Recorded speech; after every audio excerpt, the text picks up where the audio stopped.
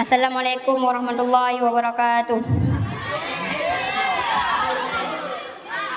Perkenalkan, Nur Reza Ananda. Lu berasal dari Pekanbadak. Lu perwakilan dari kelas AB.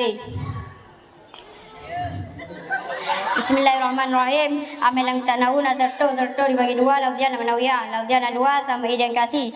Sama i nak 10 amal. Kasih nak 7 amal. Nama nawiyah dua. Dan bagi-bagilah amal sama i dalam lebla bono. Nak pertama huruf jayati mendemantang. Laudian nak sekolomlah.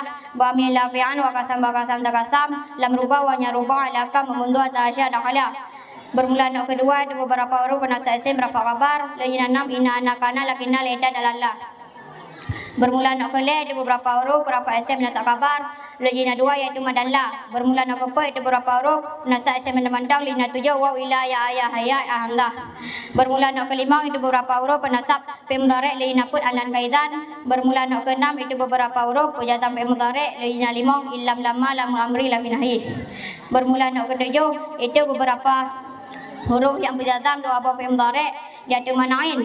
Lejina sekurang man ma yumatam hama aina anna itu mai sama. Bermula nak ke 8 itu beberapa huruf yang penasab dan tetamnya nak kaya senakira.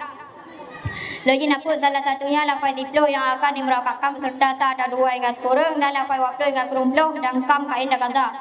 Bermula nak ke sekurang itu beberapa kalimat yang dinamakan isim fi'il. Sebagai yang berafa dan sebagai menasab. Yang penasab nanam roida balha leka dunaka ha ya hal. Dan berafa itu nalhe hayata sarana sadana. Bermula nak ketiplo itu fi'il nakih. Buji berafa isim menasab kabar. Leina lebla kana sarat wa amsa da dhala bata madala mabareha mafaka mafadiha madama laisa dan barang-barang yang ditasrifkan padanya barang. Bermula nak ke sebab itu berapa fi'il yang dinamakan fi'il muqarabah. Buji berapa isim menasab kabar. Lejina put asa kadang saka karabah. Bermula nak ke-12 itu fi'il madda dan zam. Buji berapa jenis yang dimarifahkan dengan alif dan lam dan yang dikhususkan dengan madda dan zam. Lejina put salah satunya lafaz diplo yang akan dimerakatkan beserta sa atau 2 hingga sekurang dan lafaz waplo hingga kerumplo dan kam kain dan kaza.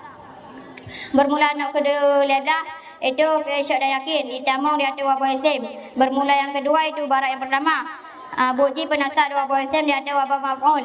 Lejina 7 situ keltu zonantu ra'aitu alimtu wajadtu dan za'amtu.